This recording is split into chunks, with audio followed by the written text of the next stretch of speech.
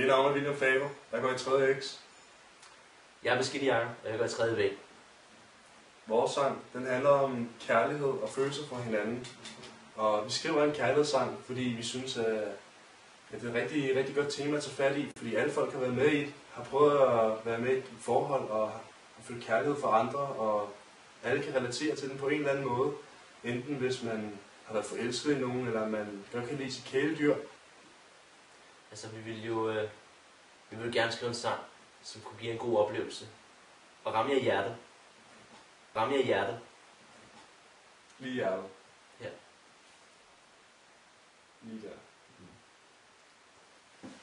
Jeg har spillet musik, så længe jeg kan huske.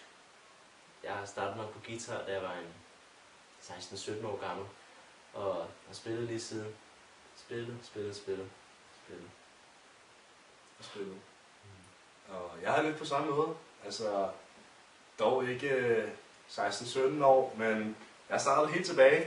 Altså, det er lang tid siden. Jeg kan ikke helt huske, hvornår, men jeg kunne i hvert fald mærke, at lige så snart jeg greb guitaren, så blev det ligesom en del af mig. Jeg kunne ligesom mærke, at der var synergi mellem guitaren og mig.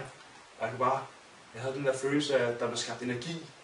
Der er den der rigtig gode energi, når jeg spiller guitar. Og jeg synes, at den følelse, jeg får, når jeg spiller guitar, den fylder så meget i mit hjerte, at jeg simpelthen bare i mit hjerte, lige der, at jeg simpelthen måtte blive ved. Og nu har jeg så også skrevet en sang, hvilket er et rigtig højt mål at gå efter. Altså det er den første sang, som vi to har skrevet sammen. Tit når jeg selv laver sange, så prøver jeg at arbejde med nogle alternative tekster, der kommer helt indenfra.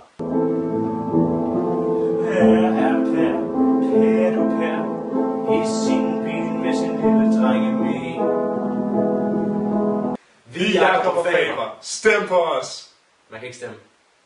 Så hæb på os. Hæb på os, ja. Vi er Jakob og William.